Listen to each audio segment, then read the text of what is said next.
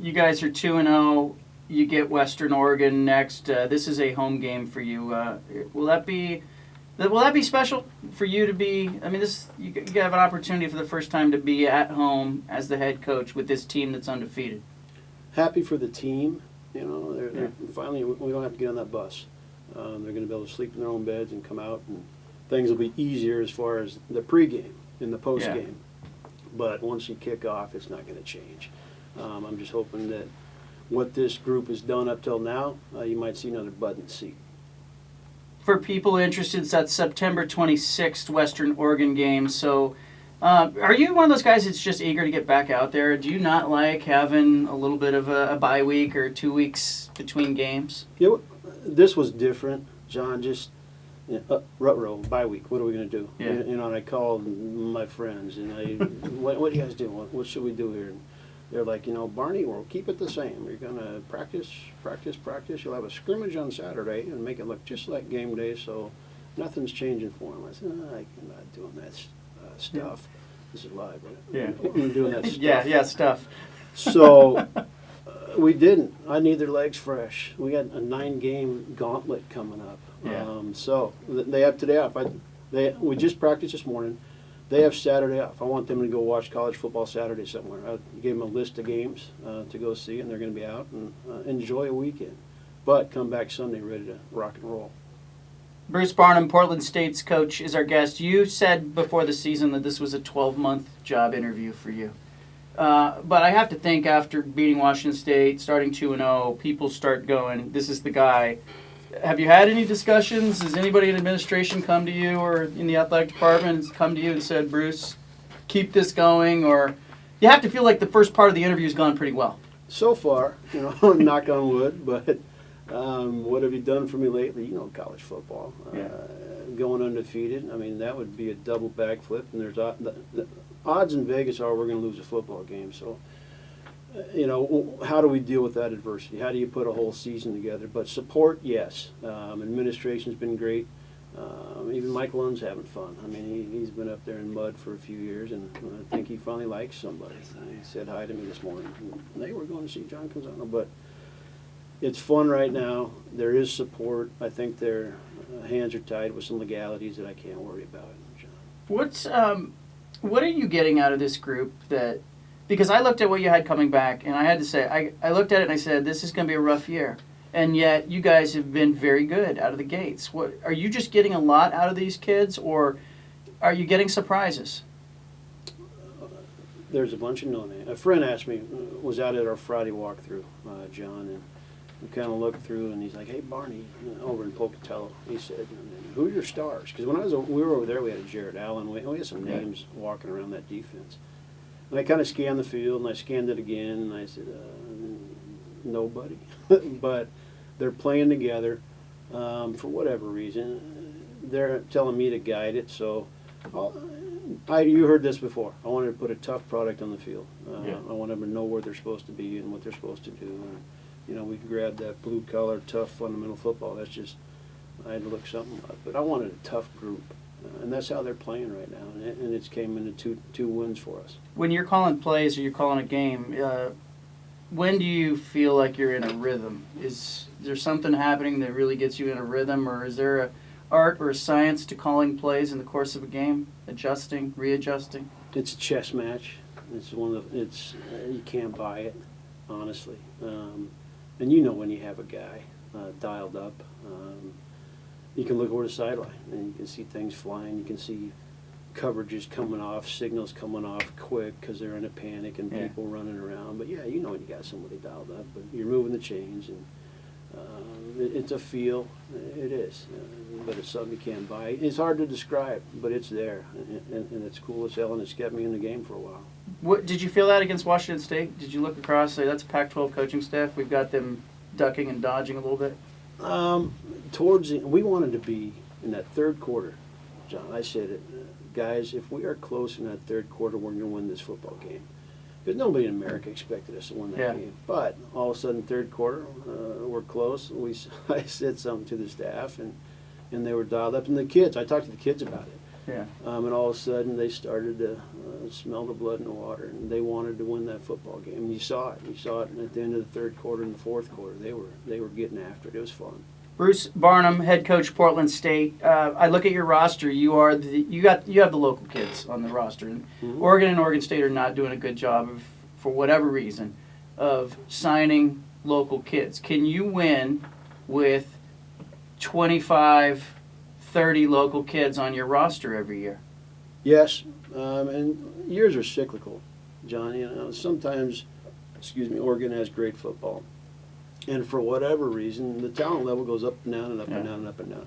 The secret's keeping them here, because there are other people recruiting the state now at the FCS level. We're seeing names from the Big Sky out there now that, what do you mean UC Davis is here?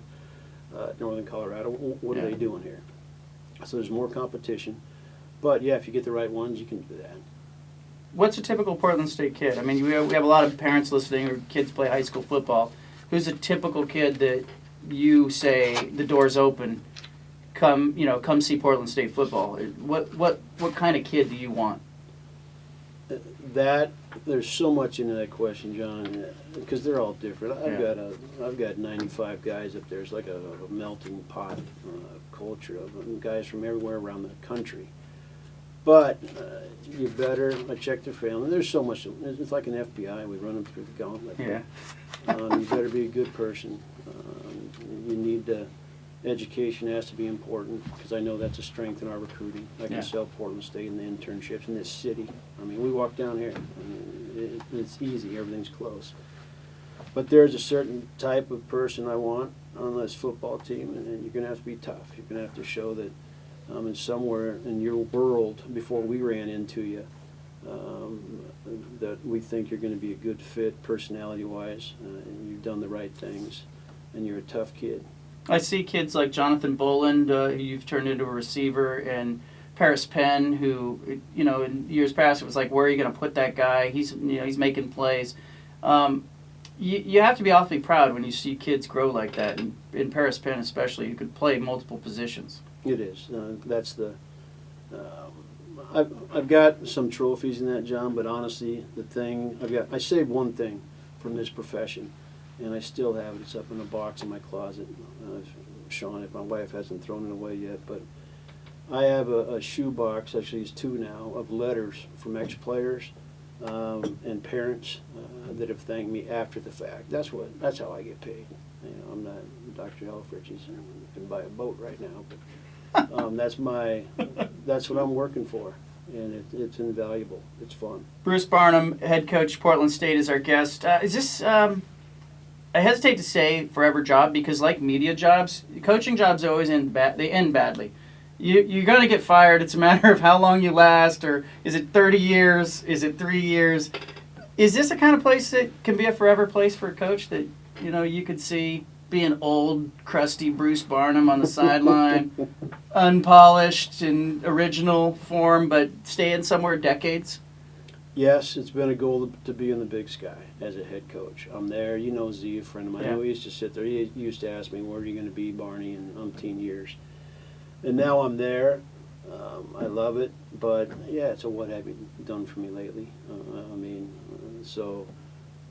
And what a great place to do it. I always told Z I wanted to be at a school where you can win. Now, we have obstacles just like everybody else. Yeah. But at Portland State, you can recruit to Portland State. That's our lifeline. So we can win here for a long time. Do you get tired of people saying you can't win? Can't win, should change to be Division II, this commuter campus, they'll never figure it out, there's Oregon State, nobody's going to come, you've heard that for years. But there's a market. I grew up, and my neighbors had season tickets. I lived in Vancouver, across the bridge. And Pokey did it a certain way. And we had Mouse Davis, he's the first guy I asked back. I offered him an office. The history of Portland State, there's a lot to do in this city. I understand that, from all the stuff you cover and that. But somebody out there wants to see college football in probably its purest form. Our jerseys don't shine, our helmets, and we only have one. But we're going to get after it on Saturday and hit somebody in the mouth. And it's kind of back to the history of college football. We're the root of it, and you can come watch it live right here in the city. Neil Lomax texted me after your first game, and he said, how about that? Like, you still have those alum who are proud. What did your phone look like after that Washington State game, and even after the Idaho State game? I counted them. There's one screw up that somebody wrote about in the news, but I've had over 600 texts now since that regarding the Washington State game, and I did skip one. It wasn't signed. There was a bunch of random numbers, and I found out a week later it was from the president of the university. Jesus Christ, Barnum, come on! You're on an interim gig, and you're not answering that guy. But I answered him back, and with a lot of attention. It united our campus. It united Portland, a piece of Portland, to that football team. And honestly, it united the Big Sky and FCS across the country. I'm getting texts from buddies that Mac at Florida texted me. He just got his butt in trouble. I saw that on TV. I'm hollering at a kid. But the text came from nationwide because Portland State was on the map. That was neat. Can you get students at Portland State to come to games? Oh, I don't know. I can't do it. Right. Take them, kidnap them? Can we kidnap them? And we hired guys. I don't know. We're going to help them move in this Saturday, and my whole team is going to move all those new students up to the dorm. So we're reaching out. If they show up, I don't know, but we're making an effort. Bruce Barnum, hey, good luck to you. You've got Western Oregon on September 26th. That's their first home game, Providence Park, 2:05 kickoff, and you've got 3 of your next 4 at home. Yeah. Let's see if people show up. Thanks. I said if you win, people would show up. Let's see if they show up. Good. Thanks for having us, John. This is big time. Bruce Barnum, thank you. Leave it right here. Sean Mannion, quarterback of the Rams, coming up